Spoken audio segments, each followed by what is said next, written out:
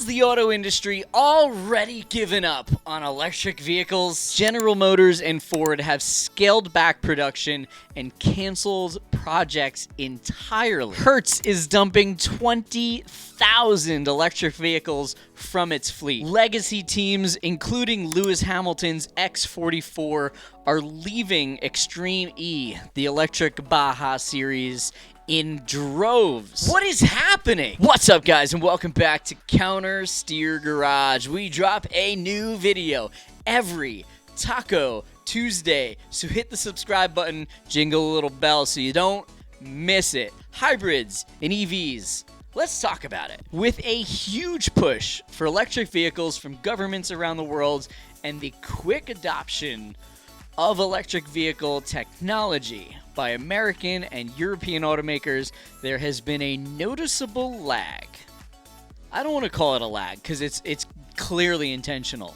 A noticeable refusal by Japanese automakers to get involved. Akio Toyoda has said on record that it is the belief of Toyota that hybrids are still king. Honda too has shown us some electric concepts, but hasn't fully committed the same way that a company like General Motors or Tesla has. I cannot begin to speak on behalf of Honda or Toyota, but here's my hot take. Range anxiety.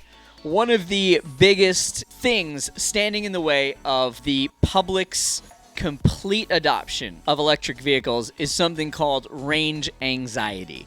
And it's nothing new. Cars that are powered by fuel have a limited range as well. But the thing is, they have a bigger selection of topping up that range, we'll say, where electric vehicles just don't, not yet at least. So with hybrids, you get kind of best of both worlds. You get an extended range because you are a gas and electric car, but you don't get that range anxiety because if you run out, you don't have to search for a charging station. You just go to the same gas station that you've been going to since 1973. Hybrids offer that peace of mind, especially for those long road trips. And here in America, we are a driving country. We are a road trip country. We love the open road. Hybrids 1, EV 0. And that brings us to charging infrastructure. Yes, electric vehicle charging stations seem to be popping up everywhere you look, but they still don't quite have the convenience of a gas station, which still outnumber charging stations 5 to 1. That is a huge number. Hybrids allow you to refuel quickly and efficiently, just like your gas car would, without the need for specialized equipment or a specialized location. This makes them even more desirable to people in places where there is limited charging infrastructure. And by that I mean anywhere that's not New York or California. Environmental impact. Now I know what you're thinking. Aren't electric vehicles better for the environment? Well, not really. Unless you're charging your electric vehicle from a solar PV system that you have installed on your house, you're not eliminating emissions. You're just relocating it. A hybrid vehicle will offer less tailpipe emissions than a traditional gas vehicle, while also offering less power grid emissions than an electric vehicle. And that's not even talking about the manufacturing process.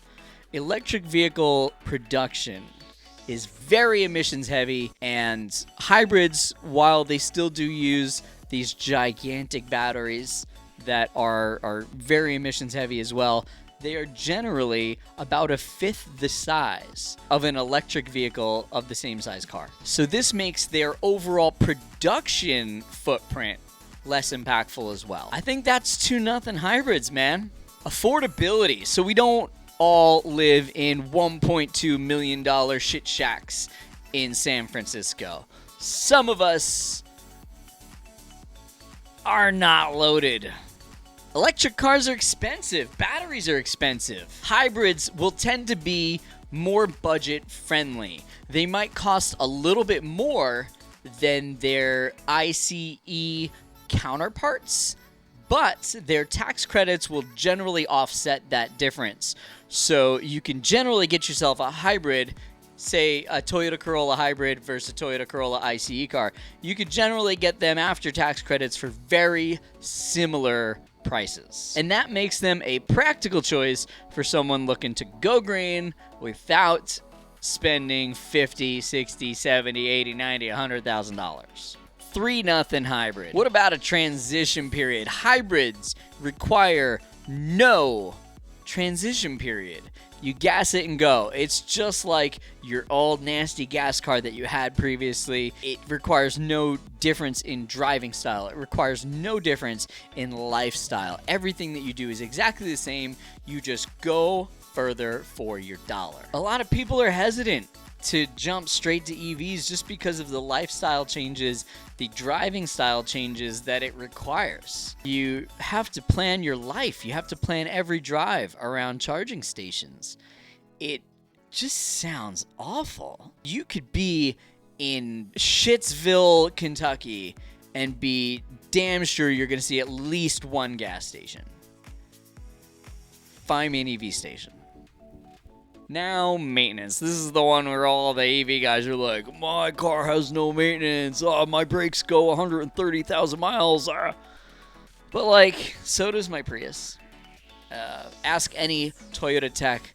Generally, a Prius will go 100, 120,000 miles before it needs front brakes. It'll never need rear brakes. EVs, they still have tires. They still have coolant. There's still stuff you got to do. You know, half the switch gear in your Tesla is from Mercedes, and if there's one thing Mercedes is not known for being great at, it's electronics. Good luck. I don't know. I would say maybe I'll give the EV guys this one, but I'm going to call it a tie. So don't get too excited. I mean, yeah, listen, while full electric vehicles are inevitable due to meddling governments, I don't think we're there yet, man. I don't think we're ready for it. And I think hybrids offer a practical compromise for people like me who want to save money but are not ready to jump into the unknown of the electric vehicle landscape yet. I don't know, man. What do you think? Are you team hybrid or team EV? Are you team big V8 or turbo 4? Let me know in the comments below. And don't forget to like and subscribe for more content just like this. That's it for today. I'll see you guys next Taco Tuesday.